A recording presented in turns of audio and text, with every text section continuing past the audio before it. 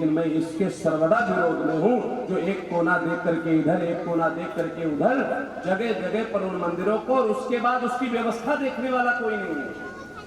कई बार आरती के लिए व्यक्ति उपलब्ध नहीं है। इसलिए अग्नि पुराण में स्पष्ट लिखा है कि जब मंदिर बनाने जाओ तो 100 वर्ष तक उसका रखरखाव कैसे होगा, वो मंदिर बनाने वाले व्यक्ति को, संकल्प करने वाले व्यक्ति को इंश्योर करना पड़ेगा। इसीलिए आप पहले के मंदिरों में देखो, किसी में 10 बीघा जमीन, 20 बीघा जमीन, 25 बीघा जमीन सिर्फ इसलिए लगी रहती थी कि इससे जो अन्न इत्यादि आएगा उससे इस मंदिर का रखरखाव होगा। इसलिए अगर व्यवस्था ना हो तो हमारे आसपास जो मंदिर है उसमें दिया बाती का सहयोग करो, पंखे का सहयोग करो, नलकूप लगवाओ। लेकिन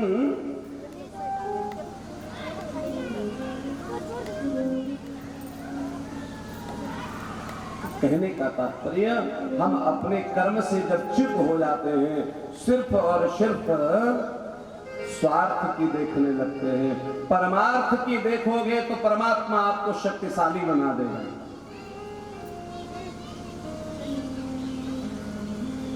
आज श्रीमान सुखदेव जी महाराज कहते हैं, राजन परीक्षित, मैया ने कहा भोजन के लिए, तो राम जी ने कहा कि अरे जो भोजन करा दिया बस हो गया ब्राह्मण भोजन, क्यों चक्कर में पड़ी हो। अगस्त्य जी भगवान राम के गुरु हैं, गुरु तो वशिष्ठ जी हैं, वैसे वो गुरु मानते हैं अगस्त्य जी महाराज को। तो अगस्त्य जी महाराज को बुला दिया। अगस्त्य जी महाराज तो भोग लगाने लग गए। 1 घंटे हो गया, 2 घंटे हो गया, 3 घंटे हो गया, 4 घंटे हो गया, अगस्त्य जी पाते जा रहे हैं। विचार किया, अगर इसी दृष्टि से पाते रहेंगे तो ऐसा ना हो कि कहीं रसोई में कोई कमी आ जाए। तो क्या किया, अगस्त्य जी के पास गई, बोले गुरुदेव थोड़ा जल तो पी लीजिए।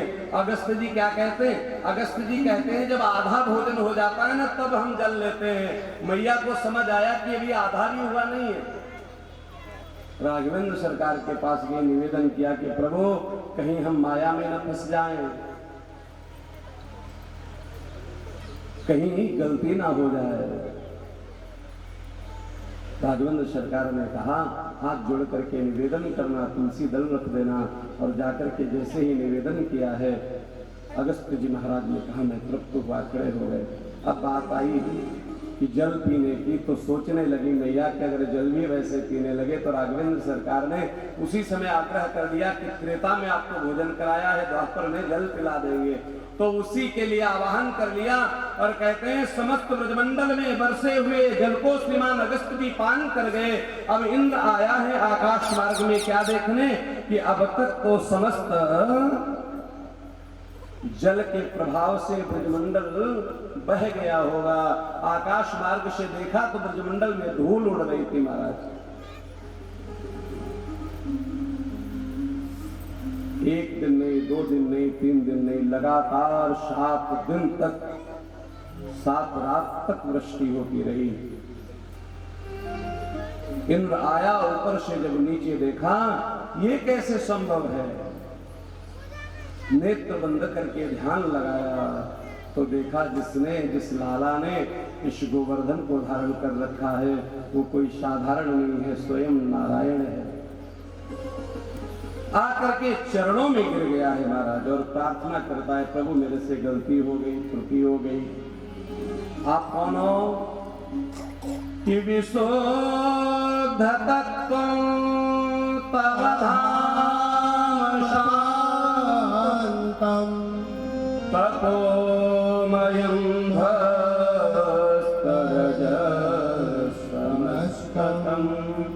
भगवान की चरण की रज को अपने मस्तक पर धारण कर रहा है इंद्र कि मायामयोऽयं गुण संप्रवाहो न वेद्यते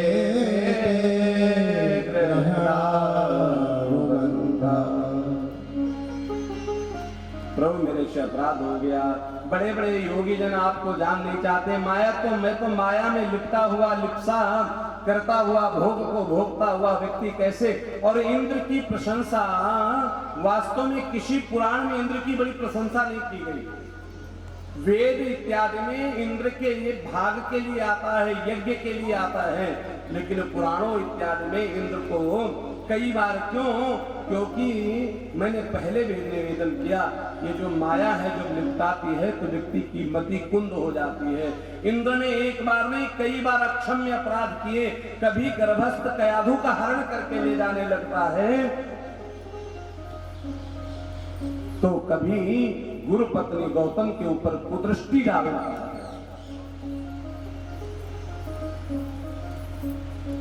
कभी ब्रह्मंडल को बहाने का प्रयास करता है।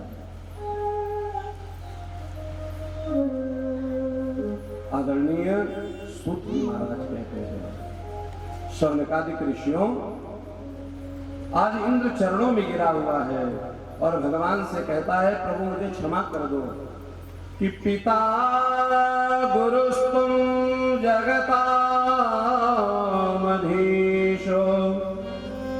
दुरत्यः काल उपातदण्डा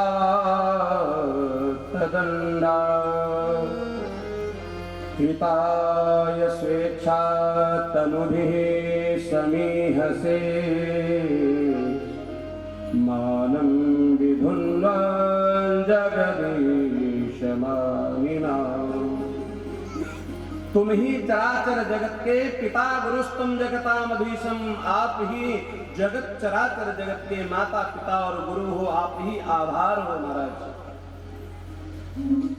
मेरे ऊपर कृपा करो, मेरे से बड़ा अपराध हो गया। कहते हैं ब्रह्मा जी ने जब अपराध किया, गोप ग्वालों का हरण करके ले गए, तो भगवान ने एक बार ब्रह्मा की तरफ मुड़ के नहीं देखा, लेकिन इंद्र की प्रार्थना को सुन करके भगवान मुस्कुरा दिए। परीक्षित जी ने प्रश्न कर लिया, गुरुदेव भगवान इंद्र के इतने बड़े अपराध के बाद भी मुस्कुरा दिए, ऐसा भगवान ने क्यों किया? तो बड़ी दिव्य बात बताई है।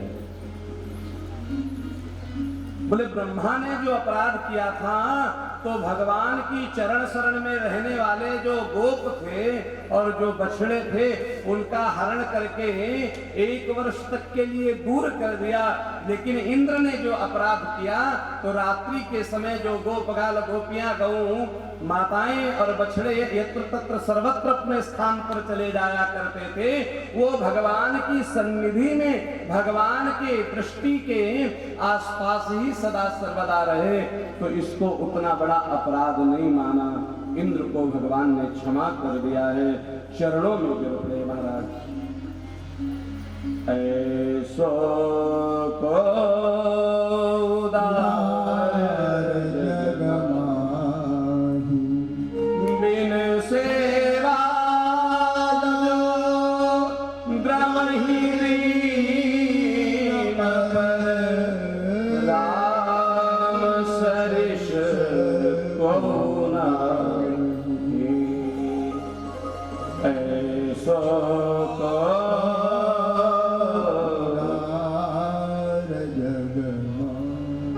भगत हमारे पग धरे, तहाँ धरो मैं हाथ, पल पल संग लागत फिरूं, बहु न छाड़ूं साथ।